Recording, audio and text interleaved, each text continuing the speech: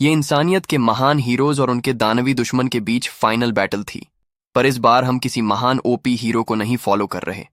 बजाय इसके हमारा प्रोटैगोनिस्ट सिर्फ 1 फुट सोल्जर है जो अपना काम ईमानदारी से कर रहा है। एक तेज स्ट्रे लेजर उसकी छाती से सीधा गुजरता है, इतना पावरफुल हिट कि वो रेजिस्ट तक नहीं करता, बस उसे गुजरने देता है। और इसके साथ उसकी कहानी खत्म। अपने आखिरी पलों में वो अपने साथी सोल्जर्स को देखता है, मरे हुए और बैटलफील्ड पर बिखरे हुए, और जिन्हें महानतम हीरो कहा जाता था वो लिक्विडेटर नाम के इंसानियत के दुश्मन से उलझे हुए थे। हीरोज में 4 बहादुर योद्धा थे, हर एक की अपनी खासियत और तेज तर्रार पावर्स थी। और फिर हमारे जैसे फुट सोल्जर्स थे, सैक्रिफिशियल पॉन्स की तरह फेंके गए। ये लोग तो किसी एनपीसी की तरह थे, कोने में खड़े, बिना डायलॉग के। इनका मकसद सिर्फ मरना था। वो खुद के बारे में बेहद पथेटिक महसूस करता है, सोचता है कि इस वॉर में उसका योगदान कितना कम रहा। काश वो किसी टैलेंट के साथ पैदा हुआ होता। पर जितने भी पावरफुल वो हीरो थे, उनकी भी कोई उम्मीद नहीं। लिक्विडेटर ने उन्हें क्यूकम्बर्स की तरह काट डाला। बस एक ही ब्लो में सब खत्म। पता चला कि वो मॉन्स्टर तो बस अपने शिकार के साथ खेल रहा था। इंसानियत का भविष्य अब सील्ड था। कम से कम ग्रे ली को तो यही लगा। तभी उसे याद आया कि उसका दिल तो पहले ही श्रेड हो चुका था। फिर भी वो मरा नहीं था। अगले ही पल वो खंडहरों के बीच खड़ा था। उसके सामने एक ऑमनीपोटेंट बीइंग थी, बिना कोई कॉन्टेक्स्ट दी। वह रहस्यमयी व्यक्ति बताता है कि ग्रे का शरीर खुद ही ठीक हो गया है। पर सबसे वाइल्ड बात ये कि उसने अपने अंदर गहरे दबे पावर्स का इस्तेमाल करके खुद को ठीक किया। वह एंटिटी आगे कहता है कि ग्रे तो लिक्विडेटर से कहीं ज्यादा स्ट्रांग है, वही बास्टर्ड जिसने हीरोज को सुअरों की तरह काटा। हालांकि उसे यकीन नहीं कि ग्रे उस पावर को हैंडल भी पाएगा। इसलिए अभी के लिए वह एंटिटी हमारे लड़के को अपनी पावर का एक हिस्सा देता है, बस लिक्विडेटर को हराने भर का। असल दुनिया में ग्रे की सोड तुरंत मिस्टीरियस एनर्जी से घिर जाती है। वक्त बर्बाद किए बिना वह इस एनर्जी को आजमाता है, पता लगाने की ये असली है या सिर्फ हॉट एयर। पता चला कि ये पावर सीरियस पंच पैक करती है, इतनी कि लिक्विडेटर तक ग्रे की स्ट्रेंथ की तारीफ करता है। पर फिर भी काफी नहीं। जैसे ही ग्रे दूसरा स्ट्राइक करता है, पैम, वो बाकियों की तरह 2 हिस्सों में काट दिया जाता है। उसके बंटे शरीर से खून बहने लगता है। लिक्विडेटर अजीब तरह से फिर उसकी तारीफ करता है। वह पहला इंसान था जिसने लिक्विडेटर को इतना पीछे धकेला कि उसे फुल पावर दिखानी पड़ी। पर लिक्विडेटर को एक और सरप्राइज मिला। ग्रे अभी खत्म नहीं हुआ था। वह काली एनर्जी उसे ऊर्जा दे रही थी। उसका निचला धड़ जो अभी गायब था, अब डार्क एनर्जी से बन चुका था। भाई अब फुल ब्लैक क्लोवर मोड में था।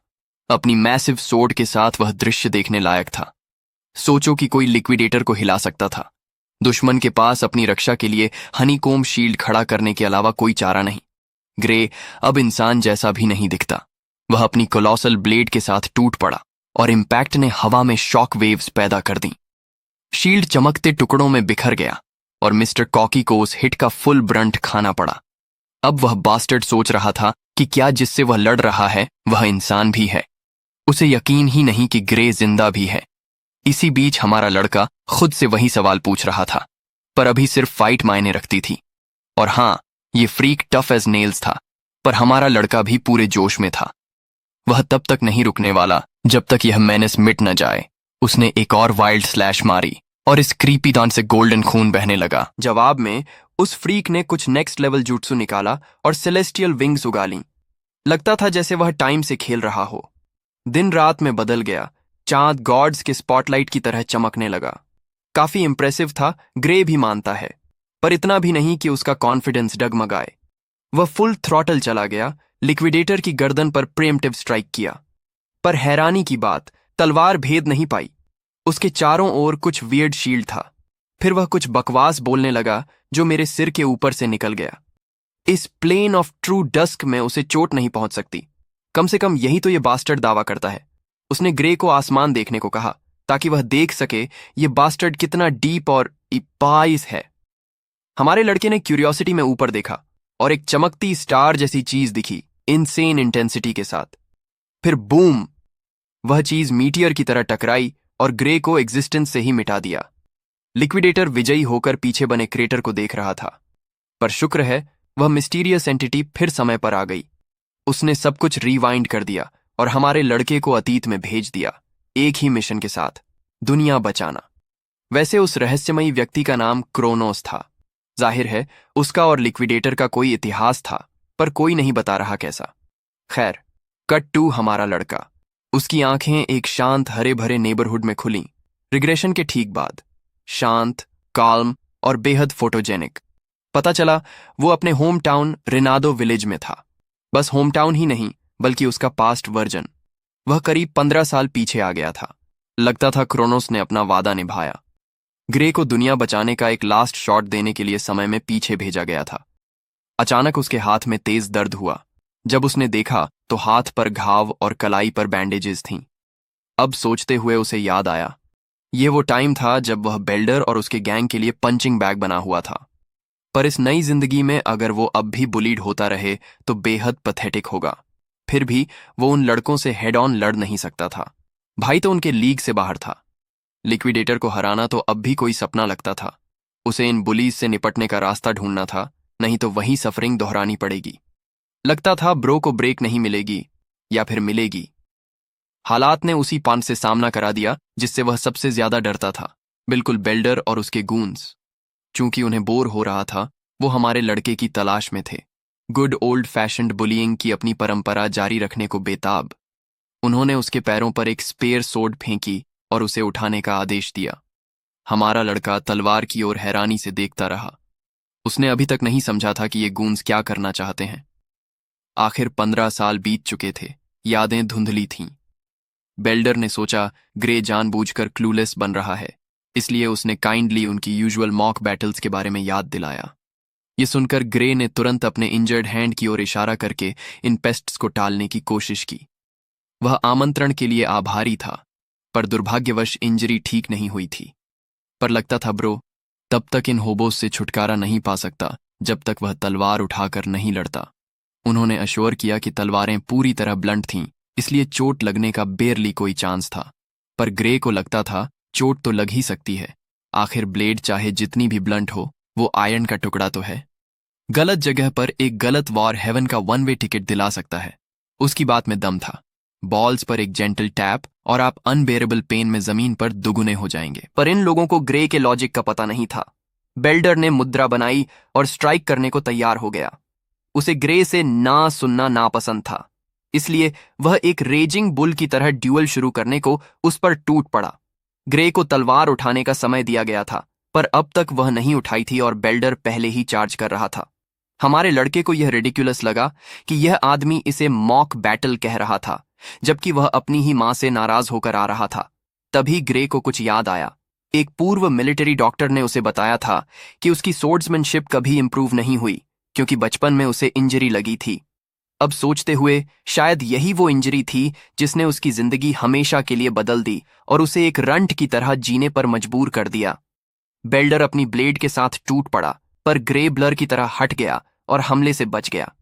सीरियसली, ग्रे खुद भी शॉक्ड था कि वह बच गया। बेल्डर का चेहरा अनॉयंस से तन गया। उसने एक और स्ट्राइक किया, जिसे मेरा लड़का फिर डॉज्ड किया। फिर उसके पैरों पर एम्ड एक क्विक स्ट्राइक भी आसानी से अवॉइड हो गया। ये बास्टर्ड्स हमारे लड़के को टैग करने की पूरी कोशिश कर रहे थे। बेल्डर तो खून का प्यासा आदमी लग रहा था, पर ग्रे कोकेन पर सवार निंजा की तरह सरक गया। पहले ग्रे को लगा बेल्डर स्लो है, पर फिर उसे एहसास हुआ कि बेल्डर स्लो नहीं हुआ था, बल्कि वह खुद फास्ट हो गया था। ब्रो हर स्ट्राइक को रेंट के कर्जदार की तरह डॉज्ड कर रहा था। बेल्डर के गूंज भी चुप नहीं रह सके। ग्रे बिल्कुल अलग इंसान लग रहा था।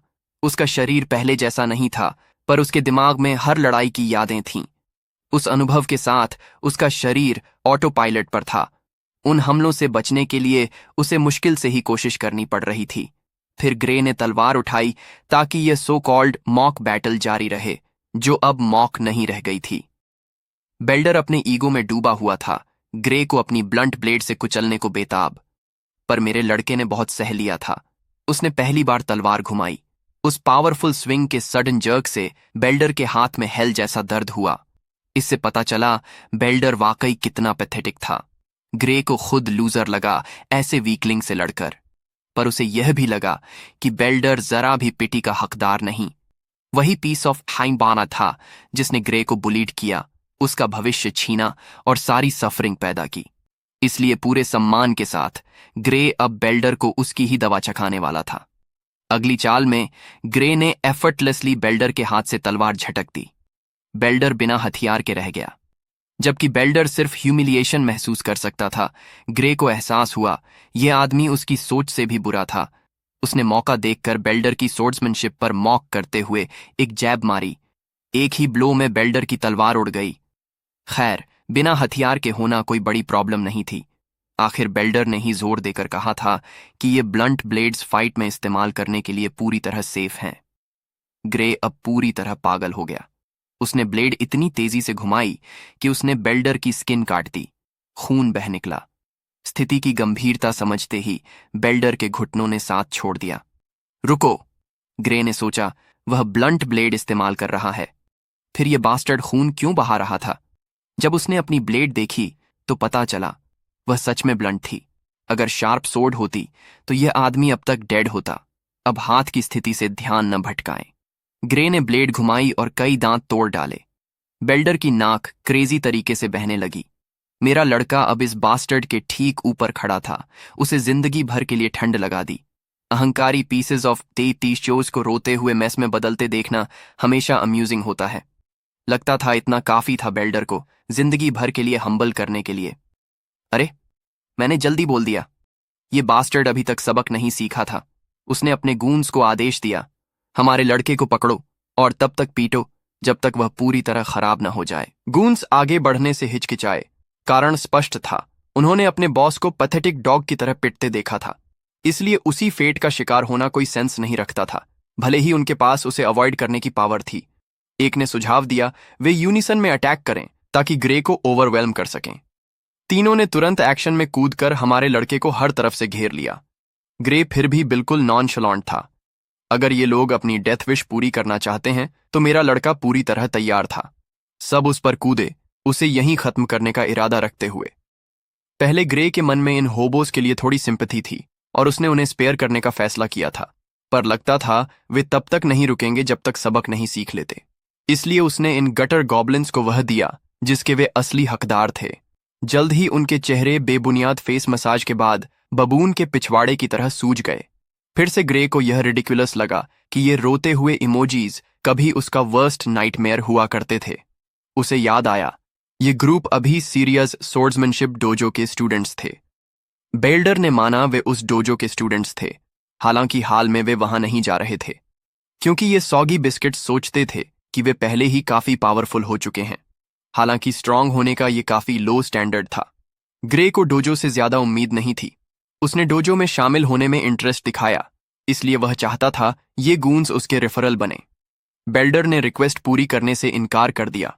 आखिर वह सोच भी नहीं सकता था कि क्या होगा अगर उसके मास्टर को पता चला कि उसकी पिटिफुली पिटाई हुई। ग्रे जानता था इनसे कैसे निपटना है। उसने बस ये सकर्स को डराने के लिए तलवार घुमाई, हिंट देते हुए कि अगर नहीं सुनेंगे तो सबसे बुरा हो सकता है। फनी बात यह थी कि यह छोटा सा थ्रेट काम कर गया। बेल्डर न सिर्फ हम्बल हुआ बल्कि उस पिटाई ने उसे चीते की स्पीड दे दी।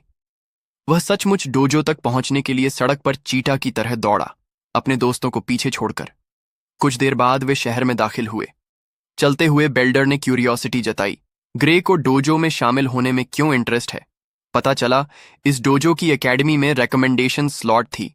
हमारे लड़के को ज्यादा बताने की जरूरत नहीं थी। वह श्योर था बेल्डर अब मैच्योर हो चुका था और उसका मेन गोल समझ गया था। एक लड़के ने सोचा, ग्रे को एकेडमी जाने की क्या जरूरत थी जब वह पहले ही काफी पावरफुल था। इनविस को क्या पता मेरा लड़का बार इतना लो नहीं रखता था। उसकी इनफ की अपनी परिभाषा थी। उसे विविडली याद था वह दिन जब इंसानियत के सारे हीरो पलक झपकते सुअरों की तरह काटे गए थे और वही दुनिया का स्ट्रॉन्गेस्ट लाइनअप माना जाता था। हीरोज की तो बात छोड़ो, मिस्टीरियस पावर के बावजूद वह खुद भी उस बास्टर्ड को खरोंच तक नहीं पहुंचा पाया था। भगवान ही जाने उसे हराने के लिए कितनी पावर इनफ होगी। हालांकि वह पूरी तरह होपलेस नहीं था। जब उसे वे बैड एस डार्क पावर्स मिली थीं, तब वह खुद को ऐसा ऑमनीपोटेंट बीइंग महसूस करता था जो कुछ भी डिस्ट्रॉय कर सकता था। जिस चीज ने उसे रोका वह थी सोर्ड्समैनशिप स्किल्स की कमी। वह सोर्ड सेंट से सीखे कुछ ट्रिक्स पर ही रिलाई कर रहा था। काश उसने तलवारबाजी में सोर्ड सेंट की तरह ज्यादा ट्रेनिंग की होती। वह श्योर था कि वह अकेले ही लड़ाई का रुख बदल सकता था। शायद इसीलिए क्रोनोस ने उसे यहां भेजा था, ताकि वह अपनी एस ग्राइंड करे जब तक वह उस डार्क मिस्टीरियस पावर को वील्ड करने लायक न हो जाए। कुछ देर बाद हम उस मास्टर से मिले जिसकी बात गूंज कर रहे थे। ग्रुप को डांट पड़ रही थी एक रैंडम सिविलियन से लड़ाई करने के लिए, और उस पर सबसे बुरी बात यह कि उस सिविलियन को चैलेंज करने के बाद उन्हें सिर्फ एक ह्यूमिलिएटिंग हार ही मिली। ये डरावनी महिला थी सोर्ड्समैनशिप डोजो की इंस्ट्रक्टर सीरिया। बेल्डर ने स्पष्ट करने की कोशिश की कि वे किसी को बुली करने की कोशिश नहीं कर रहे थे, बस एक मॉक बैटल थी। गरीब बास्टर्ड को अपने झूठ के लिए डेवस्टेटिंग ब्लो खाना पड़ा, इतना हार्ड हिट कि वह इस वन वे टिकट के साथ चांद पर पहुंच जाए।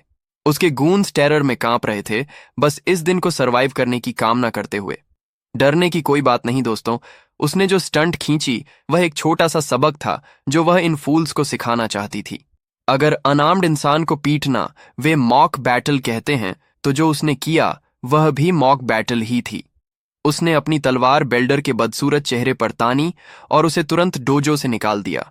सिर्फ उसे ही नहीं, उसके गूंज भी उसके साथ जा रहे थे। इसके साथ ही वे पैथेटिक गूंज अपने पैथेटिक लूजर लीडर को लेकर पैथेटिकली चले गए। वह तुरंत घूमी, पैरों पर बैठी और अपने न्यू रिक्रूट से उनके पूर्व स्टूडेंट्स की ओर से माफी मांगी जिन्होंने उसे बहुत ट्रबल दिया। मेरे लड़के ने माफी ब्रश ऑफ की।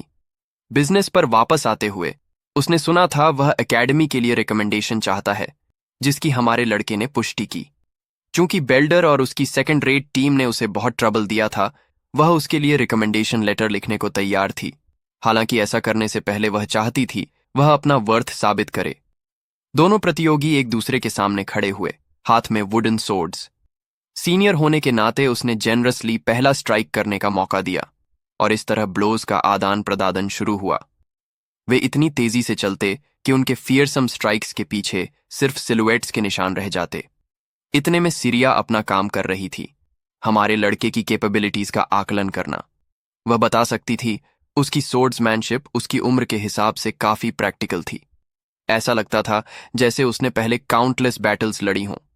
अब समझ आया क्यों वे बोजोस एक ही व्यक्ति से अपनी पिटवाई करवा बैठे। उसकी स्टाइल ज्यादातर सेल्फ टॉट थी, पर कभी कभी उसकी सोर्ड प्ले एकेडमी में सिखाई गई चीजों से मिलती थी। इसका मतलब शायद किसी ने उसे सिखाया था। हालांकि उसकी टेक्निक अभी भी रफ थी। एक बात पक्की थी, उसमें बहुत सारा रॉ टैलेंट था जिसे निखारने और हार्नेस करने की जरूरत थी। उसने एक डायमंड इन द रफ ढूंढ लिया था।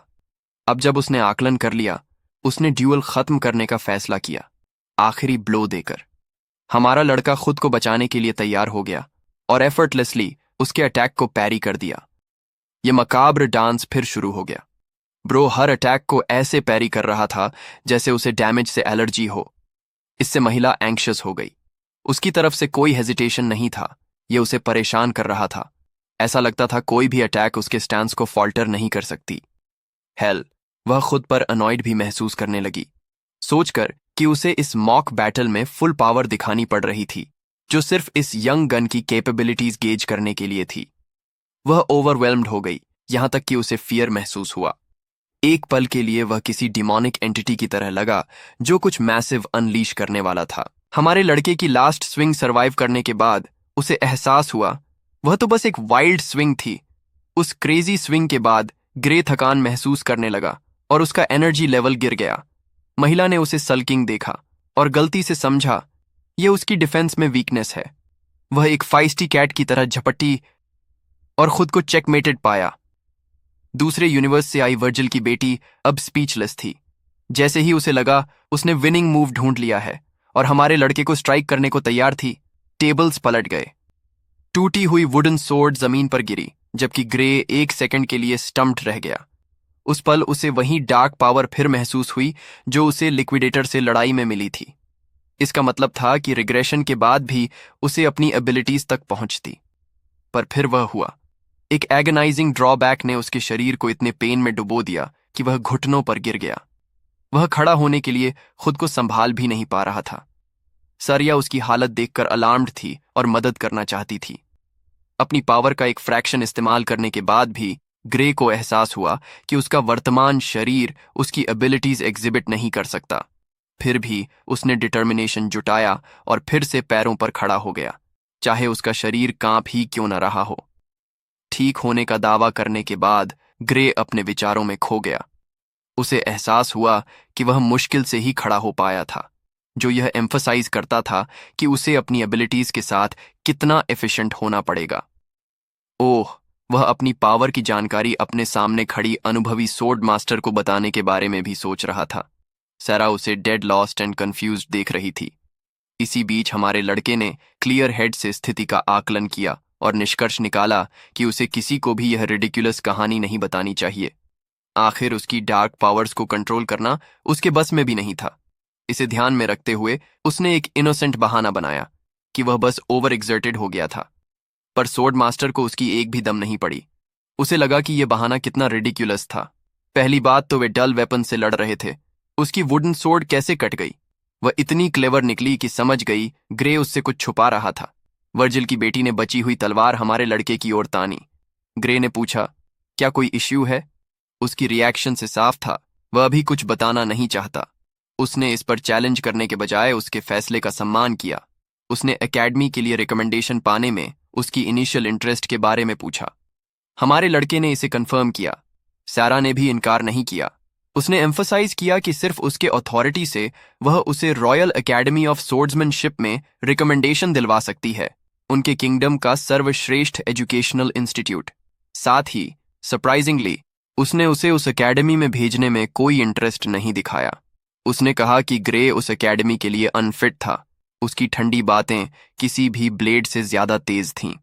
ग्रे ने खुद को कोसना शुरू कर दिया, अपनी एबिलिटीज पर शक करते हुए। उसने माना कि वह बहुत वीक था। उसका फाइनल अटैक ही उस लड़ाई में एकमात्र रिमार्केबल चीज थी। पर रुकिए, सारिया ने बात पूरी नहीं की थी। उसने अपने विचार जारी रखे। उसने आर्ग्यू किया कि रॉयल एकेडमी जाने के बजाय बच्चे को वर्ल्ड यूनियन एकेडमी जाना चाहिए। क्या प्लॉट ट्विस्ट था ये! यह रेवलेशन ट्रक दिदौर के टकराने जितना जोरदार था। रॉयल एकेडमी उनके देश का सर्वश्रेष्ठ था, पर वर्ल्ड यूनियन एकेडमी पूरी दुनिया का सर्वश्रेष्ठ था। इस इंस्टीट्यूट को सोर्ड मास्टरी का पिनेकल माना जाता था। ग्रे वर्ड्स ही खो बैठा, क्योंकि यही मैजिक एकेडमी थी जिसने स्ट्रॉन्गेस्ट बैटल स्क्वाड तैयार किया था, सोर्ड सेंट एमी जैसों को शामिल करके। उसने तुरंत सारिया से सामना किया। क्या वह ऐसे प्रेस्टिजियस इंस्टीट्यूट में अटेंड करने के लिए क्वालिफाइड भी था? फनी बात यह थी कि लड़की ने उसकी उम्मीदें तोड़ दी। उसने बताया कि अभी जैसा वह है उसके पास हेल में भी शॉट नहीं था। सोर्ड मास्टर जानती थी कि ग्रे भी अपनी शॉर्टकमिंग्स को लेकर वैरी था, खासकर अपनी पैथेटिक स्टेट वाले शरीर को लेकर। रॉयल एकेडमी में तो शायद अपनी सोर्ड स्किल्स की वजह से वह मिरेकल कर दिखाए, पर वर्ल्ड यूनियन एकेडमी के लिए ऐसा नहीं था। तो हाँ, अगर वह अपनी एस ट्रेन नहीं करता तो यार का युवा गया। सीरिया भी एस्टॉनिश्ड थी। बच्चे में तलवारबाजी में मिराक्युलस टैलेंट था, फिर भी उसका शरीर स्टिकमैन जैसा था। अब डाउट घुसपैठ करने लगा। ग्रे सचमुच वरी करने लगा। वर्ल्ड यूनियन एकेडमी में उसे जिन मॉन्स्ट्रस ओपोनेंट्स का सामना करना पड़ेगा वह कोई वॉक इन द पार्क नहीं थी, और अपने करंट बॉडी के साथ तो यह आउट ऑफ द क्वेश्चन था। खैर, उसकी सॉरोफुल हालत देखकर सारा ने बताया कि वह जल्दी ही गिव अप कर रहा था, जबकि एकेडमी की एंट्रेंस एग्जाम तक पूरे 9 महीने थे। फिर से अपनी एबिलिटीज पर अंडर कॉन्फिडेंट होते हुए ग्रे ने सोचा इतना समय भी काफी नहीं होगा। उसे एनकरेज करने की कोशिश के बावजूद सारा भी मानती थी कि यह बहुत कम समय था। फिर भी उसने उसे एक चांस दिया। सोर्ड मास्टर चाहती थी वह आने वाले 9 महीनों के लिए उस पर ट्रस्ट करे, क्योंकि इस दौरान वह उसे सफर करवाएगी, हेल से वापस भेजेगी। हाँ, कुछ कहता है वह डेविड गॉगिन्स को हायर करेगी और इस लड़के को 3 अल्ट्रा मैराथॉन्स दौड़वाएगी और 6000 पुलअप्स करवाएगी। खैर, ग्रे ने माना कि हालांकि वह सफर नहीं करना चाहता, उसके पास कोई अदर चॉइस नहीं था। खुद को रेडी घोषित करते हुए उसने उम्मीद जताई कि सोर्ड मास्टर उसकी अच्छी देखभाल करेगी। सारा को उसका फॉरवर्ड डिटर्मिनेशन पसंद आया। पहले तो आप सोचेंगे ये गुड साइन है कि वे पॉजिटिव नोट पर शुरुआत कर रहे हैं, पर एटमॉस्फेयर अचानक टोटल फियर में बदल गया जब वर्जिल की बेटी ने ऑफिशियली उसकी हेलिश ट्रेनिंग की शुरुआत की घोषणा की। ग्रे की एगनाइजिंग ट्रायल्स शुरू हो गईं। उसने गोकू की तरह ट्रेन किया और ऑनेस्टली उसकी तरह खाया भी। वह वाकई उसे बल्किंग फेज में डाल रही थी। उसे कुछ क्वेश्चनेबल फूड भी खाने पड़े, पर उसकी टीचर अनरिलेंटिंग थी। उनकी 100 ड्यूल्स जारी रहीं, जिनका गोल उसकी टेक्निक्स को होन करना था। और फिर 8 महीने ऐसे ही बीत गए। ग्रे को बधाई, इस लंबे ट्रेनिंग को सहने के बाद उसने श्रेडेड बॉडी हासिल कर ली थी। अब जब वे इस मुकाम पर पहुंचे सारा के पास उसे देने के लिए अपने आर्सेनल में कुछ नहीं बचा था। वह असली दुनिया में जाने को रेडी था, पर उसका इजी गोइंग एटीट्यूड ग्रे को कंफ्यूज कर रहा था, क्योंकि एंट्रेंस एग्जाम तक अभी पूरा 1 महीना बाकी था। वर्जिल की बेटी ने हमारे लड़के को याद दिलाया कि एंट्रेंस एग्जाम के लोकेशन तक पहुंचने में उसे काफी टाइम ट्रैवल करना पड़ेगा, इसलिए उसे जल्दी निकलना होगा। आखिरी टोकन ऑफ ग्रैटिट्यूड के तौर पर सारा ने उसे पैसे का एक बैग दिया, उसकी एक्सपेंसेस का ख्याल रखते हुए उसकी यात्रा आसान बनाने के लिए। अब ये है असली टीचर। हमारे लड़के को अभी भी इतनी जल्दी जाने का आइडिया अच्छा नहीं लगा। उसकी फोर्सफुल अप्रोच ने उसे दुखी कर दिया। उसे लगा उसकी टीचर उसे बोझ समझकर दूर धकेल रही है। उसके जवाब पर मुस्कुराते हुए उसे लगा वो सिचुएशन को कॉम्प्लिकेट कर रहा है। अचानक ग्रे ने पास में ओगर्स नेस्ट की अफवाह का जिक्र किया, जिससे सीरिया की अटेंशन अलार्म्ड हो गई। उसने यह भी बताया कि सिक्योरिटी गार्ड्स की कमी से गांव पूरी तरह अनसेफ था। सोर्ड मास्टर ने नेस्ट के अस्तित्व की पुष्टि की। हाल ही में इसकी खोज हुई थी। साथ ही वह मुस्कुराई। उसे विश्वास था कि वर्स्ट केस में भी कुछ बुरा नहीं होगा। अगर होगा तो रॉयल कैपिटल की हेल्प ले लेंगे। हालांकि ग्रे चिंतित था। उसे लगा उसकी टीचर उसे सूद कर रही थी ताकि वो वरी न करे। रॉयल कैपिटल कभी भी छोटे गांव की हेल्प के लिए नहीं आएगी, और जब ओजियर्स गांव पर हमला करके नष्ट कर देंगे तो सारा की ब्रूटल डेथ हो जाएगी। अपने ओरिजिनल लाइफ में उसने सीखा था कि वह अकेले लड़ते हुए मरी थी। खैर, उसने यह सब उसे नहीं बताया। उसने स्थिति को स्वीकार कर लिया और अपनी टीचर का उसकी मदद के लिए शुक्रिया अदा किया।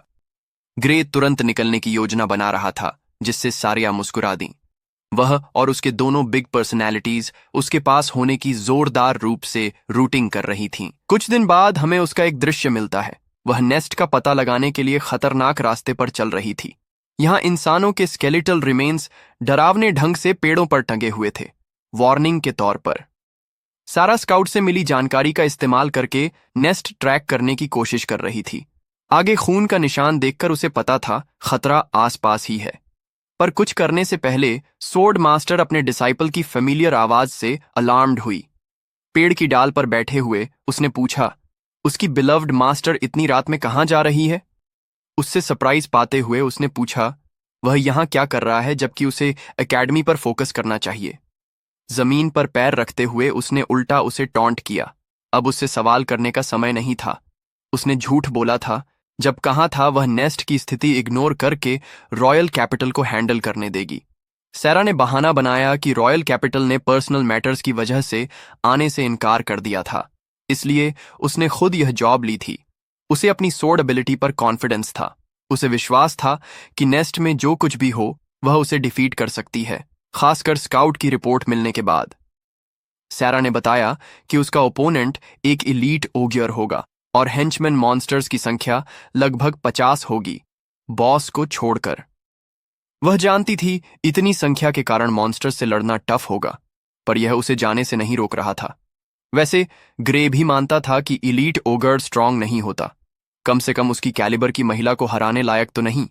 पर ओगर्स के बारे में जो बात थी वह थी उनके दिमाग और ओवरवेलमिंग संख्या। नेस्ट में इतने सारे होने पर अगर उन्होंने उसे घेर लिया तो सारा की मौत निश्चित थी। इसके अलावा हमारा लड़का अपने पिछले जीवन के ज्ञान के कारण एक बात को लेकर एब्सोल्यूटली कॉन्फिडेंट था। सारा को अकेले मिशन पर भेजना उसकी मौत को निमंत्रण देना था, और आखिरकार गांव भी बिना प्रोटेक्टर के नष्ट हो जाएगा। यही डार्क भविष्य था जो उसने पहले ही अनुभव किया था।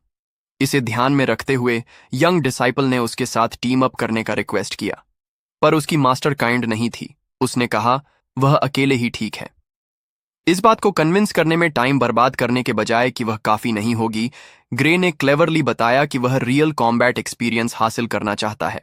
उसने उसे गिल्ट ट्रिप करने तक कहा। क्या उसे डर है कि वह उसके रास्ते में बोझ बनेगा? हालांकि वह स्मार्ट था, उसकी मास्टर ने उसकी बात की रिडिकुलसनेस की ओर इशारा किया। उनके स्किल का अंतर अब मुश्किल से था।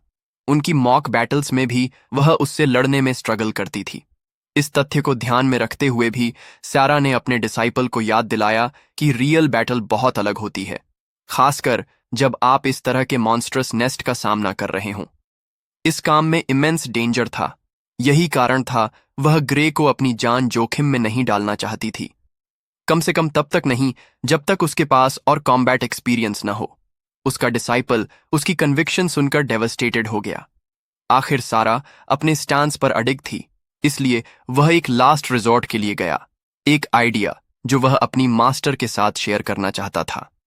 पहले तो वह सरप्राइज्ड हुई जब तक ग्रे ने सीधे उसे फाइट के लिए चैलेंज नहीं किया। उसने वादा किया वह उसे स्लीप करवा देगा और फिर अकेला ही ओजर्स का सामना करेगा। स्थिति टेंस हो गई। डिसाइपल ने अपनी मास्टर को असली लड़ाई के लिए चैलेंज कर दिया था। उसकी तलवार उसकी ओर तनी हुई थी। ग्रे उसकी प्रतिक्रिया का इंतजार कर रहा था, यह समझते हुए कि उसका स्टूडेंट भी उतना ही जिद्दी है जितना वह खुद। सारा ने हार मान ली। वह नहीं चाहती थी वह अकेला जाए, इसलिए वह उसके पिछले सुझाव पर लौट आई, एक साथ जाना। उसकी परवाह सिर्फ इतनी थी कि वह एक पीस में लौटे। और हां, वन पीस असली है। दोनों एक साथ बैंड बनाकर जंगल में मॉन्स्टर्स का सामना करने चल पड़े। समय बीतता गया और आखिरकार मास्टर और डिसाइपल को नेस्ट का लोकेशन मिला। चालाक मॉन्स्टर्स ने पर्यावरण का अपने फायदे के लिए इस्तेमाल किया था। उन्होंने ऐसा नेस्ट बनाया था जिसमें एस्केप के लिए कोई रूम नहीं था, अगर कोई उन्हें चैलेंज करने हिम्मत करता। सैरा को लगा क्रीचर्स को अपनी एबिलिटी पर कॉन्फिडेंस था, जबकि ग्रे ने आर्ग्यू किया कि यह उन दोनों के लिए डिसएडवांटेज था। सुरक्षित दूरी से सावधानी से ऑब्जर्व करते हुए वह रादर सरप्राइज्ड हुई। बॉस ग्रुप में कहीं नहीं था। उसे आश्चर्य हुआ कि क्या वह अपने टेंट में छिपा हुआ है। अगर ऐसा है तो अच्छा था। इस तरह वे इलीट ओजर के सामने आने से पहले कई हेंचमैन मार सकते थे। बैटल स्ट्रैटेजी पर चर्चा करने के लिए सीरिया ने अपने स्टूडेंट को निर्देश दिया कि वह एक तरफ से मॉन्स्टर्स को टारगेट करे, जबकि वह दूसरी तरफ कवर करेगी। प्लान को तुरंत एक्शन में लाते हुए दोनों अपनी तलवारें हाथ में लेकर कूद पड़े। शोडाउन शुरू हो गया। मॉन्स्टर्स को स्थिति समझने का भी मौका नहीं मिला। मैजेस्टिक सारा पहले ही उन पर चढ़ बैठी और एक क्लीन हेडशॉट देकर एक क्रीचर का सिर फुटबॉल की तरह गिरा दिया। पहला मॉन्स्टर खत्म होते ही बाकी सब अपनी भाषा में गुर्राने और दहाड़ने लगे। पूरा गुट क्रोधित हो गया और मर्डर मोड में आ गया। उन्होंने घुसपैठियों को मारने के लिए अपने हथियार तैयार कर लिए, पर इससे कोई फर्क नहीं पड़ा क्योंकि हमारा लड़का बीस्ट मोड में था। जिस तरह से वह हॉर्ड को काट रहा था वह वन मैन आर्मी था, एक ही बार में कई मॉन्स्टर्स को क्रॉस कट करता हुआ।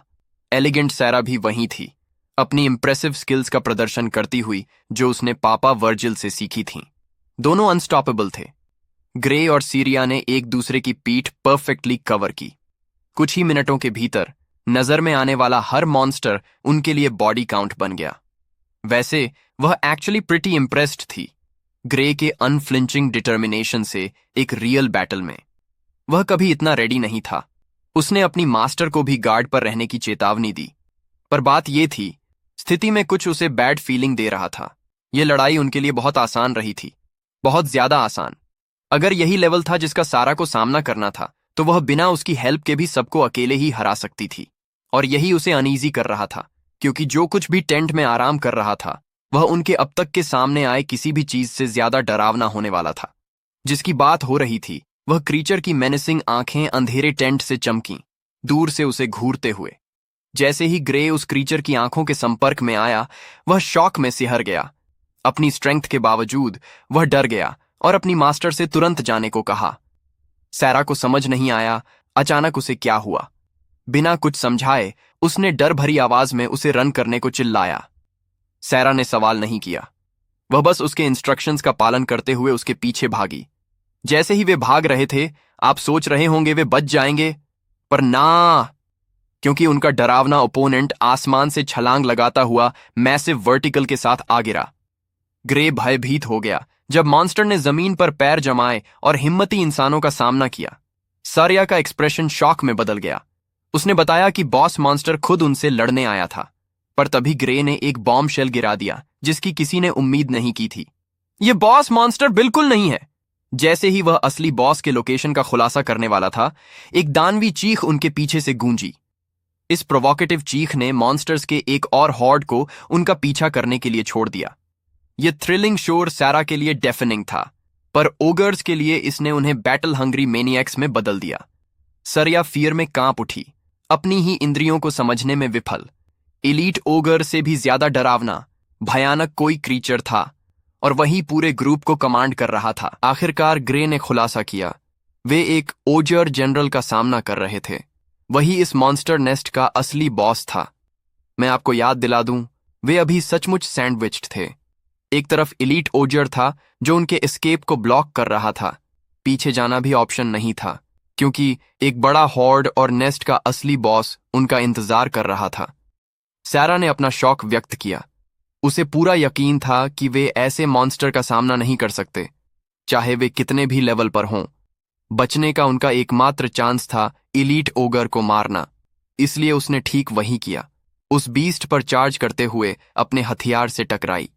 इस लड़ाई को जीतने के लिए डिटरमिन्ड उसने एक ओपनिंग ढूंढी और क्रीचर के शरीर पर एक शार्प कट लगाया। कट से खून फूट पड़ा, और जहां नॉर्मली यह गुड साइन होना चाहिए था, उसकी चिंताएं तब और बढ़ गईं जब उसने देखा कि घाव फिर से भर रहा था। इसी बीच हमारा लड़का अकेले ही डजन्स ऑफ मॉन्स्टर्स से भिड़ रहा था। उसने ओगर जनरल की एबिलिटीज के बारे में अपना ज्ञान शेयर किया। जाहिरा तौर पर उसकी चीख मॉन्स्टर्स की स्ट्रेंथ और रिकवरी स्पीड को सिग्निफिकेंटली बढ़ा देती थी। मूल रूप से वे स्टीरॉइड्स पर सवार इलीट ओगियर से लड़ रहे थे। एक नॉर्मल ओजर को हराना भी अभी इतना डिफिकल्ट था कि ग्रे को भी एक मॉन्स्टर को काटने में हार्ड टाइम आ रहा था। उसने सारा से कहा वह उसकी पीठ कवर करे। उसने उसे निर्देश दिया बस लड़ाई को थोड़ी देर और डिले करे, जिससे उसने सवाल किया कि उसके पास किस तरह की मिरेक्युलस स्ट्रेटजीज थीं। इस पर हमारे लड़के ने शेयर किया कि ऐसी स्थिति में उनकी नजरें सिर्फ एक ऑब्जेक्टिव पर थीं, और वह था उनमें से सबसे बदसूरत को मारना, वह बास्टर्ड जो अपने हॉर्ड के पीछे छिपा हुआ था। जीवित बचने की लड़ाई शुरू हो गई। ग्रे ने एक मॉन्स्टर के खिलाफ अपनी तलवार भिड़ाई, खुद को घेरा और फ्लैंक्ड पाकर अपनी अनॉयंस दिखाते हुए उसने स्लैश को डिफ्लेक्ट किया और एक और रेजिंग मॉन्स्टर को अपनी ओर एम करते पाया। वह दुश्मनों को काटता हुआ आगे बढ़ रहा था, सामने क्लियर पाथ बनाने पर फोकस करते हुए, ताकि वह अपने ऑब्जेक्टिव तक पहुंच सके। केयरलेसनेस में उसने इतनी स्ट्रेंथ लगा दी कि उसकी ब्लेड सचमुच शैटर हो गई। यह जेन्युइन ट्रबल था, क्योंकि अब वह उस एक हथियार के बिना था जिस पर उसे कॉन्फिडेंस था।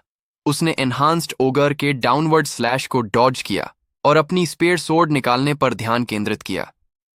हाँ, यही स्मार्टेस्ट मेन कैरेक्टर था जिसे मैंने देखा है। दूसरी तलवार कैरी करना मतलब तैयार रहना। खैर, ग्रे चिंतित था कि उसकी ब्लेड ज्यादा देर नहीं टिकेगी। उसकी मदद के लिए उसकी मास्टर ने अपनी स्पेयर सोर्ड उसकी ओर टॉस की, उसे जीत का एक और मौका देते हुए। दोनों स्पेयर सोर्ड्स हाथ में होने से उसके पास बेहतर फाइटिंग चांस था। फिर भी इतने सारे मॉन्स्टर्स को मारने के लिए यह काफी नहीं था। बहुत ज्यादा फ्रिक्शन था ओगर जनरल तक पहुंचने में, साथ ही उसके मिनियंस को हराने में। अपनी एबिलिटीज पर ट्रस्ट करते हुए यह आदमी बिल्कुल पागल हो गया। उसने अपने दुश्मनों के खिलाफ सुपर स्पीड स्लैश अनलीश्ड किया। उसकी फॉरवर्ड मोमेंटम तब टूटी जब एक ओगर ने उसे अटैक करने की कोशिश की। लकीली उसने डॉज किया और फिर तुरंत अटैक को ब्लॉक किया।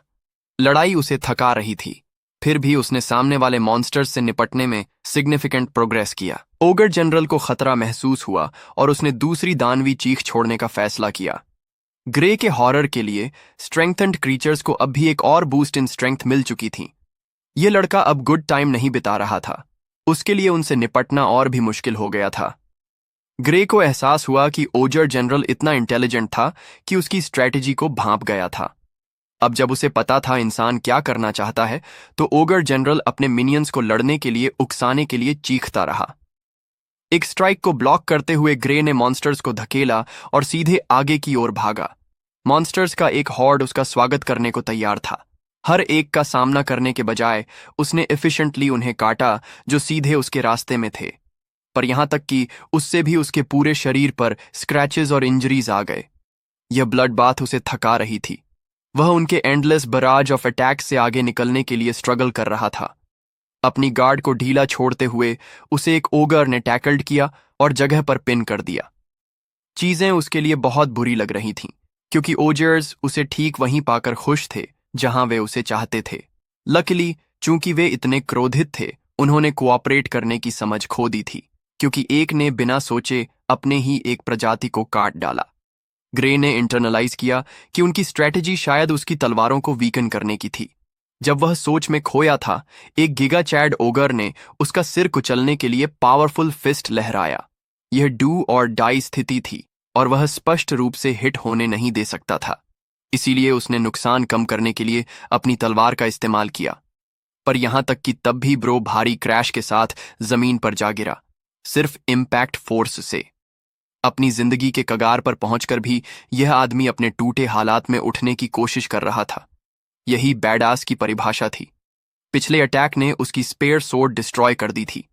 अब उसके पास सिर्फ एक तलवार बची थी और सैकड़ों ओगर्स और उनके बॉस को मारना था। एक बार फिर स्थिति उसके पक्ष में नहीं थी। असल में यह लगभग इम्पॉसिबल था इससे बाहर निकलना। रिग्रेशन का अनुभव होने के बावजूद उसे पूरा एहसास था, ग्रे बस नहीं जीत सकता था, इतने सारे ब्लड थर्स्टी मॉन्स्टर्स के खिलाफ नहीं जो उसे थका रहे थे। इसलिए उसने अपनी बैटल स्ट्रेटेजी बदलने का फैसला किया। उसने अपनी मास्टर को चिल्लाकर कहा भाग जाए जब तक वह उसके लिए डिकॉय बनकर रह सकता है। सैरा ने यह सुना और मुस्कुराते हुए इनकार कर दिया। वह अभी भी स्ट्रेंथन्ड इलीट ओजर से भिड़ रही थी, पर ग्रे समझ नहीं पाया कि वह अभी भी डिटर्मिन्ड क्यों थी। उसने उसे अश्योर किया भाग जाए, वह जल्द ही उससे मिल लेगा। पर सारा ने उसका सुझाव रिफ्यूज कर दिया और हॉरिफिकली खुलासा किया कि उसने दौड़ने की एबिलिटी खो दी थी। उसकी जांघ पर एक मेजर गैश थी, ग्रे की उम्मीदों को एशेज में बदलते हुए। वह अप्रोच भी अब आउट ऑफ द क्वेश्चन थी। अब कोई और रास्ता नहीं बचा था सिवाय मौत की ओर बढ़ने के। क्रोध में तलवार घुमाते हुए उसने सोचा कि वह रिग्रेशन के बावजूद क्यों लौटा था, इतना भारी उद्देश्य लेकर। यह सब अब ट्रैजिक अंत पर आने वाला था। हमारे लड़के की आखिरी तलवार भी चिप होकर टुकड़ों में बिखर गई। फिर भी वह इनकार में था। हथियार खो देने के बावजूद ग्रे ने इसे अपनी जिंदगी का अंत मानने से इनकार कर दिया। काश वह भविष्य से मिली पावर इस्तेमाल कर पाता, वह टेरिफाइंग एबिलिटी जो लिक्विडेटर से मेल खाती थी और उसे चोट पहुंचा सकती थी। अगर वह उसे एक पल के लिए भी इस्तेमाल कर सके तो ये मॉन्स्टर्स टुकड़ों में कट जाएंगे। उस फीलिंग की तीव्र कल्पना करते हुए जो उसे उस समय महसूस हुई थी, उसने अपनी टूटी तलवार को लोड किया, मेडिटेटिव स्टेट में प्रवेश करते हुए। और जब उसने आंखें खोलीं, ग्रे अब वह वीकलिंग नहीं था जो पहले था। एक अकेली डार्क बर्निंग स्लैश ने ओगर्स को काट डाला, एशेज में बदलते हुए, अपनी जलती हुई ब्लैक सोर्ड के साथ। यहां तक कि सीरिया को भी समझ नहीं आया क्या हो रहा था, पर ऐसा लगता था हमारा लड़का अभी भी कंट्रोल में था, क्योंकि डार्क पावर्स में टैप करने के बाद भी उसने उसे राहत भरी मुस्कान दी। अगले कुछ सेकंड में ग्रे ने अपनी नजर में आने वाला हर क्रीचर काट डाला, ओगर जनरल भी शामिल। यहां तक कि उसकी मास्टर भी नहीं समझ पाई क्या हुआ। वह एलीट ओगर पर फोकस करने में व्यस्त थी। पर अब जब ओगर जनरल मारा गया था, स्ट्रेंथनिंग एबिलिटीज खत्म हो गईं। सैरा समझ गई कि अब वह आसानी से बीस्ट को मार सकती है, क्योंकि उसके पास रिजेनरेट करने की कोई कैपेबिलिटी नहीं बची थी। Walmart version of judgement cut and का इस्तेमाल करते हुए उसने क्रीचर को काट डाला और घोषणा की, एलीट ओजार अपने मास्टर के बिना कुछ नहीं है। आखिरकार वे जीत गए। दोनों ने सभी विपरीत परिस्थितियों के खिलाफ खड़े होकर लड़ाई जीत ली। पूरे हॉर्ड ऑफ ओजर्स को मिराक्युलसली पछाड़ देने के बावजूद ग्रे ने अभी भी उसकी तलवार तोड़ने के लिए माफी मांगी। सैरा ने कहा यह उसकी जान बचाने के बदले नथिंग थी। बदले में उसने तलवार उठाई और अंत में उसने जो टेक्निक खींची उसके बारे में उसका सामना करना चाहती थी। पर उससे पहले कि वह अपना वाक्य पूरा कर पाती, हमारा लड़का जमीन पर गिर पड़ा, आफ्टर इफेक्ट्स के कारण फुली अनकॉन्शियस। उसकी मास्टर चिंता से उसका नाम चिल्लाने लगी। दृष्टिकोण ग्रे के दिमाग के भीतर कट जाता है। उसने अपने सराउंडिंग्स पर सवाल किया और सामने सिर्फ एक जंजीरों में बंधा फ्लोटिंग डोर देखा। वह कंफ्यूज था, जब तक कि दरवाजे से वही डार्क एनर्जी नहीं निकली जो वह अपनी एबिलिटी से इस्तेमाल करता था। अचानक एक रियलाइजेशन उस पर छा गई, यह उसकी अपनी ही पावर थी। उसने सोचा क्या होगा अगर वह दरवाजा खोलने में कामयाब हो गया। आखिर वह पावर हासिल कर उसे अपना बना सकता था। कोशिश करने को डिटरमिन्ड वह आगे बढ़ा, पर जैसे ही उसने पहला कदम बढ़ाया, एक डेथली सेंसेशन ने उसके शरीर पर छा लिया, उसकी जान निकाल देने वाला भय। और यह सिर्फ एक कदम बढ़ाने के बाद हुआ था। ग्रे इतना भयभीत था कि वह वापस अपने रास्ते पर लौट गया। उसे अपनी पावर के स्रोत के बारे में सारे जवाब नहीं थे, पर एक बात अब उसके लिए बिल्कुल स्पष्ट थी। अगर उसने अपनी पावर्स का इस्तेमाल करने की हिम्मत की तो उसकी मौत निश्चित थी। और यह कोई हल्का दावा नहीं था, क्योंकि फीलिंग इतनी भयानक थी कि उसकी आंखों में आंसू आ गए। शून्यता से एक आवाज उसके दिमाग में घुसी। उसने उसके अभी के फैसले की तारीफ की। इससे पहले कि ग्रे इसे और समझ पाता, वह अपने बिस्तर पर पैनिकिंग स्टेट में जाग गया। उसकी मास्टर उसके बगल में थी, खुश कि वह आखिरकार जाग गया। चिंतित होकर उसने पूछा, वह कहाँ है? उसने समझाया कि वह उसे गांव के इन्फर्मरी में ले आई थी। यह लड़का असल में पूरे 5 दिनों के लिए नॉकड आउट था, और मैं बहुत खुश हूं कि ऑथर ने 3 दिन नहीं कहा। खैर, वह उसकी जान के लिए डरी हुई थी, जबकि ग्रे को इस तथ्य से कोप करना पड़ा कि उसे टेक्निक के बर्डन की वजह से लगभग 1 हफ्ते रिकवर करना पड़ा। यहां तक कि सीरिया को भी लगा उसने अबव एंड बियॉन्ड किया था। ये सभी विपरीत परिस्थितियों को डिफाई करने की परिभाषा थी। फिर भी वह उसकी शरीर की हालत के बारे में चिंतित थी और पूछा, क्या वह हिलडुल सकता है? इसे टेस्ट करने के लिए हमारे लड़के ने अपना हाथ उठाने की कोशिश की, पर वह कुछ नहीं कर सका। बहुत सारी एनर्जी खर्च करने के बाद वह मुश्किल से ही इसे इस्तेमाल कर पा रहा था। पर जैसा वह अभी था, तलवार पकड़ना तो दूर की बात थी, वह एक भी रब ऑफ नहीं कर पाएगा। इसीलिए उसे यह प्रॉब्लम जल्दी फिक्स करनी थी। फिर उसकी बांह पर बैटल के बाद ब्रूज था। ऐसा उसकी हालत के लिए चिंतित हो गई। उसे पता था वह अच्छी तरह हिल नहीं पाएगा। ग्रे ने कंफर्म किया कि वह अभी हेल्पलेस था। यहां तक कि उसकी मास्टर ने भी माना कि उसकी बांह जल्दी नॉर्मल नहीं लौटेगी, खुलासा करते हुए कि उसकी बांह की हर हड्डी पीसेज में शैटर्ड हो गई थी। यह रेवलेशन हमारे लड़के को चौंका गई, क्योंकि अजीब तरह से उसे कोई दर्द नहीं हो रहा था। यह असल में मैजिक पोशन ट्रीटमेंट की वजह से था जो उसे मिली थी। हमारे लड़के का जबड़ा फर्श से टकरा गया, क्योंकि ये चीजें बहुत एक्सपेंसिव थीं और उसने बस उस पर एक इस्तेमाल कर दी थी। सारिया ने समझाया कि वरी करने की कोई बात नहीं थी। गांव के चीफ ने पर्सनली उन्हें इनाम में दी थी। बच्चे को यकीन नहीं हुआ कि वह सुन रहा था। उसे विलेज चीफ पर्सनली जानता भी नहीं था, फिर भी उसे उसकी ओर से मैजिक पोशन मिली थी। सारिया को लगा वह डेंस है, अपनी सिचुएशन समझने में असमर्थ। इसलिए उसने बोल्ड शब्दों में कहा, ग्रे अब ऑफिशियली गांव का सेवियर और हीरो था। इससे पहले कि वह ग्रहण कर पाता, विलेज चीफ बच्चे का अभिवादन करने घुसा। उसने उसकी हर चीज के लिए धन्यवाद दिया। उसकी ग्रेटनेस की ओर इशारा करते हुए गांव प्रमुख ने बच्चे को याद दिलाया कि एक ओजर जनरल इतना स्ट्रांग होता है कि उससे लड़ने के लिए पूरा शहर चाहिए। ऐसा क्रीचर उनके गांव को धमका रहा था, और फिर भी एक लड़का अपना रास्ता बनाते हुए आगे बढ़ा, रास्ता काटा और मॉन्स्टर को मार गिराया, गांव की सुरक्षा सुनिश्चित करते हुए। इसके लिए विलेज चीफ आभारी था। बच्चे और उसकी मास्टर की वैलियंट कोशिशों की बदौलत उनकी जिंदगियां अब खतरे में नहीं थीं। सारा श्रेय लेने से इनकार करते हुए ग्रे ने आर्ग्यू किया कि वे उसके काम को बढ़ा चढ़ाकर बता रहे थे, पर विलेज चीफ को लगा वही अपने काम को अंडरमाइन कर रहा था। इसके बारे में सोचते हुए ग्रे ने परिणाम पर विचार किया। उसे लगा शायद विलेज चीफ की बात सही थी। अपने पिछले जीवन को याद करो। उस जीवन में यह जगह ओजियर्स द्वारा छापेमारी के कारण जलकर राख हो गई थी। यही उसकी उपलब्धि का महत्व था। गांव का लीडर उसे यह बताने में बहुत खुश था कि उसे क्या महान बनाता है, पर अभी वह बच्चे के मिशन पर फोकस कर रहा था, वर्ल्ड यूनियन एकेडमी की एंट्रेंस एग्जाम पास करना। इसी की बात करते हुए ग्रे को अभी अपना ट्रू गोल याद आया। उसने एग्जाम से महज हफ्तों पहले लापरवाही से मॉन्स्टर नेस्ट में जाकर क्रीचर्स को मारा था। बीच में बर्बाद हुए समय के साथ एग्जाम के दिन तक सिर्फ 2 दिन बचे थे। ओह, और वैसे भी वहां पहुंचने में पैदल पूरे 3 दिन लगते थे। उसका सबसे अच्छा विकल्प घोड़े का इस्तेमाल करना होगा, समय पर दूरी तय करने के लिए। पर वह डेड ब्रोक था, घोड़ा खरीदने के लिए पैसे नहीं थे। अचानक रिक्वेस्ट करते हुए उसने विलेज चीफ से यात्रा के लिए घोड़ा उधार देने की भीख मांगी। अच्छी बात यह थी कि लीडर पहले ही बच्चे से ऐसी रिक्वेस्ट की उम्मीद कर रहा था, इसीलिए उसने पहले ही उसके लिए सबसे अच्छा घोड़ा तैयार कर लिया था। सैरा मुस्कुरा दी, खुलासा करते हुए कि उनकी ओरिजिनल योजना थी उसे ले जाने की, अगर वह आज नहीं जागता। कुछ लोग सचमुच आपका सपोर्ट करते हैं आपकी परेशानियों के बावजूद, जैसे ग्रे के दोस्त यहां कर रहे थे। मुझे उम्मीद है हम अपनी जिंदगियों में ऐसे और लोगों से मिलें। ग्रे ने इन्फर्मरी से बाहर निकला तो पूरा गांव उसके नाम का नारा लगाते और उसकी एग्जाम के लिए जोश बढ़ाते हुए मिला। वे चाहते थे वह अपना बेस्ट दे और उसके किए धन्यवाद देने से नहीं डर रहे थे। विलेजर्स ने उसे पैसे का एक बैग दिया। सबने थोड़ा थोड़ा डोनेट किया था ताकि वह एंट्रेंस एग्जाम के लिए अप्लाई कर सके और एकेडमी में खुद का खर्च उठा सके। बच्चा उन विलेजर्स के लिए सदा आभारी था जिन्होंने उसे इतना प्यार दिखाया। उनके सपोर्ट के साथ उसने मजाक में कहा कि अगर वह फेल होकर वापस आएगा तो बहुत एम्बैरेसिंग होगा।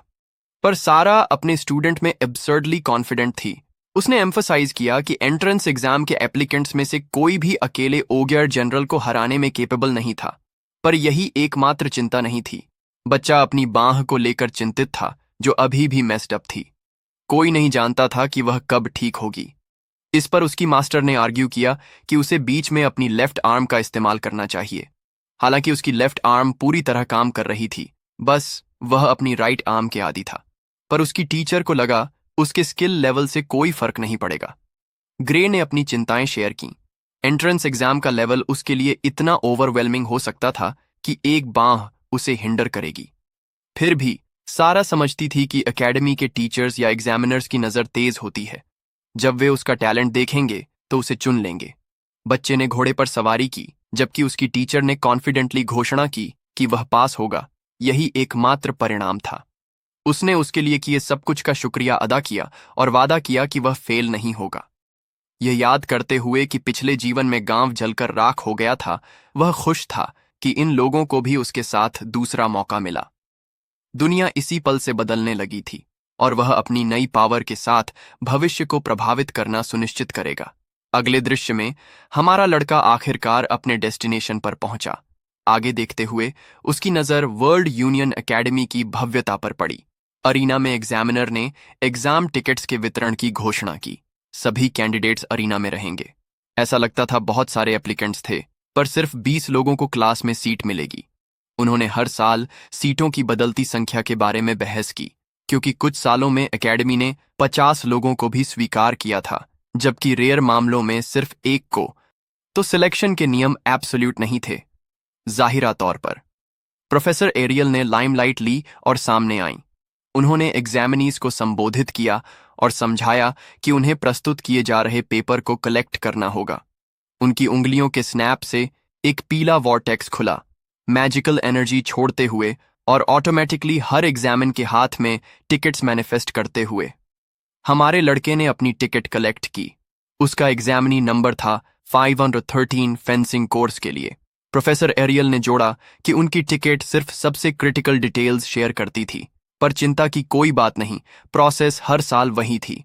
उन्होंने कन्फर्म किया कि एकेडमी किसी की उम्र या लिंग, उसकी राष्ट्रीयता या वर्ग की परवाह नहीं करती। दूसरे शब्दों में, उन्हें सचमुच कोई फ्लाइंग पीस परवाह नहीं थी अगर आप अटैक हेलीकॉप्टर हैं या नहीं। वे उनके नाम जानने की भी परवाह नहीं करते थे। जो कैंडिडेट्स पास होने के लिए डेस्टिन्ड थे, उनसे आगे की जानकारी मांगी जाएगी। पर यहां मौजूद टोटल एग्जामिनीज के लिए इससे कोई फर्क नहीं पड़ता। प्रोफेसर एरियल ने यह भी कंफर्म किया कि अगर वे फेक नेम दें तो भी ठीक था, एक बार फिर साबित करते हुए कि एकेडमी परवाह नहीं करती। खैर, ट्रबल फिर हमारे लड़के की तलफ करने लगी, क्योंकि वह आज बिना तलवार के आया था और फिर भी उसे फेंसिंग कोर्स में रखा गया था। इससे उसने सिस्टम्स की लेजिटिमेसी पर सवाल उठाया। प्रोफेसर एरियल ने जारी रखते हुए हिलेरियसली बताया कि उसने हर व्यक्ति को उसकी लुक्स के आधार पर कोर्स असाइन किया था। मैं जानता हूं वह परसेप्टिव होने वाली है या कुछ और, पर यह फनी था कि 1 मिनट पहले वह डिस्क्रिमिनेशन के बारे में बात कर रही थी और फिर ये कहती है। एरियल गलत होने पर कोर्स डिटेल्स सुधारने के लिए फाइन थी। यहां तक कि एग्जामिनीज को भी लगा यह इम्पॉसिबल था सिर्फ देखकर कोर्स असाइन करना, खासकर जब इतने सारे थे। उन्हें स्ट्रांगली शक था कि एकेडमी ने पहले ही उनकी जांच की होगी, इसीलिए वे जानते थे। माइंड रीडिंग मैजिक की संभावना भी सामने आई। प्रोफेसर एरियल ने उनकी कोई चिंता नहीं सुनी। वह सिर्फ यह देख रही थी कि कोई भी असाइंड कोर्स के बारे में शिकायत नहीं कर रहा था। इसलिए अगले में उसने सबका एग्जाम स्केड्यूल खुलासा करने का फैसला किया। विवरण टिकट पर एक बार में इम्प्रिंट हो गया। ग्रे नर्वस था, क्योंकि उसकी एग्जाम पहले दिन स्केड्यूल थी। उसकी बांह को ठीक होने का कोई समय नहीं दे रही थी। एरियल ने खुलासा किया कि यह एग्जाम सिर्फ एक बार होगी और यही सब कुछ तय करेगी। अगर कोई कैंडिडेट देर से आया तो इमीडिएट डिस्क्वालिफिकेशन एकमात्र परिणाम होगा। उसने यह भी याद दिलाया कि उनका स्केड्यूल स्ट्रिक्ट था और रिक्वेस्ट पर मैनिपुलेट या डिस्प्यूटेड नहीं किया जाएगा। यह ग्रे के लिए बैड न्यूज था, जो अपनी रिकवरी के साथ स्ट्रगल कर रहा था। वह अपने शरीर से मिरेकल करने और कल तक ठीक होने की भीख मांग रहा था। अगला दिन आया और क्या आप जानते हैं, बेचारे लड़के की बांह एक कतरा भी नहीं ठीक हुई। उसके पास इस हालत में एग्जाम देने के अलावा कोई चारा नहीं था। ग्रे का एग्जामिनी नंबर पुकारा गया और वह फ्रस्ट्रेटिंगली आगे बढ़ा। उसने खुद को शांत करने की कोशिश की, स्थिति के बारे में ऑप्टिमिस्टिक रहने की कोशिश में उसने अपनी लेफ्ट आर्म का आकलन किया। उसमें कोई इश्यू नहीं लगता था। वह अपनी राइट आर्म भी हिला सकता था अगर वह पर्याप्त स्ट्रेंथ लगाए। उसकी करंट स्ट्रैटेजी थी एग्जामिनर के मूव्स को शार्पली ऑब्जर्व करना और उससे विनिंग स्ट्रैटेजी खोजना। वह एक कैंडिडेट और एग्जामिनर के बीच मैच देख रहा था। एप्लीकेंट ने ब्लाइंडली अटैक करने के लिए रश किया, पर अपने अटैक के अंत तक एग्जामिनर अनफेज्ड था और कैजुअली खड़ा उसकी अगली चाल का इंतजार कर रहा था। कैंडिडेट ने फिर स्लैश करने के लिए अपनी तलवार घसीटी, पर यहां तक कि वह स्ट्राइक भी हेल्पलेस थी। उसे ब्लॉक किया गया, और सिर्फ इतना ही नहीं, एग्जामिनर ने उसकी ब्लेड को डिफ्लेक्ट किया और फाइनल ब्लो से उसे उड़ा दिया। जमीन से टकराते हुए एग्जामिनर ने एग्जाम का परिणाम सुनाया और उसे वेन्यू से बाहर जाने को कहा। आप सोच रहे होंगे शायद ग्रे को कुछ मिल गया, पर हिलेरियस बात यह थी कि यह आदमी लिटरली हार मान चुका था। उसने एक्सेप्ट कर लिया कि उसकी पिटाई होने वाली थी। उसका नंबर अरीना में कदम रखने के लिए पुकारा गया। ग्रे ने अपने चांसेस पर विचार किया। उसे पूरा एहसास था वह वास्तव में उस एग्जामिनर को नहीं हरा सकता जिसने उससे भी बड़े कैंडिडेट को एनाहिलेटेड किया था। फिर भी उसे किसी तरह का इंप्रेशन जरूर बनाना था। लड़ाई ग्रे के स्ट्राइक करने के लिए रश करने से शुरू हुई। उसे अपनी मास्टर की सलाह याद आई, जिसने उसे अपने पूरे शरीर का इस्तेमाल करने को कहा था ताकि पोटेंट स्लैश दे सके, सिर्फ बाहों का नहीं। उसकी सलाह को मोशन में बदलते हुए उसने सोचा कि अपनी राइट आर्म के नुकसान से कोप करने का एकमात्र तरीका दूसरी मांसपेशियों का इस्तेमाल करना था। इसलिए उसने पहली स्विंग दी, जिसे एग्जामिनर ने ईजिली डॉज किया। अब तक भी ग्रे अपने यूजुअल स्टाइल में लड़ने के लिए स्ट्रगल कर रहा था। आखिर चाहे वह अपनी राइट आर्म के लिए भरपाई करने की कोशिश कर रहा था, यह तथ्य नहीं बदलता था कि वह मेजर डिसएडवांटेज पर था। एग्जामिनर ने उसे काटने की कोशिश करके जवाब दिया, पर ग्रे के अस्टॉनिशमेंट के लिए तलवार बहुत धीमी गति से चल रही थी। ऐसा लगता था जैसे वह उसकी ट्रेजेक्टरी पढ़ सकता था, बिना जल्दी किए। इसीलिए हमारे लड़के ने असल में अटैक को सक्सेसफुली ब्लॉक किया। फिर भी वह एग्जामिनर की फोर्स का वजन अटैक के पीछे महसूस कर रहा था। साथ ही उसने जज किया कि एग्जामिनर की टेक्निक सिरिया जितनी रिफाइंड नहीं थी। इसलिए अगर वह सिर्फ उससे सीखी टेक्निक्स पर फोकस करे तो शायद वह अपॉर्चुनिटी ढूंढ सके और एक ओपनिंग काट सके। इस स्ट्रेटेजी को दिमाग में रखते हुए ग्रे ने फुल फोर्स में रश किया, इंस्ट्रक्टर को ओवरवेल्म करने की कोशिश में। ओह, और इंस्ट्रक्टर पीछे धकेला जा रहा था। उसकी स्पीड ही उसकी मौत बन रही थी। ग्रे कॉन्फिडेंट होने लगा। उसे एहसास हुआ वह आसानी से इस एग्जामिनर को हरा सकता है। उसकी मास्टर की बातें फिर उसके दिमाग में कौंधीं। उनकी ब्लेड्स फिर एक बार क्लैश हुईं, पर ग्रे ने फुल डिफ्लेक्ट के साथ अपने ओपोनेंट को ओवरवेल्म किया। अपने नए कॉन्फिडेंस के साथ लड़ाई खत्म करने को तैयार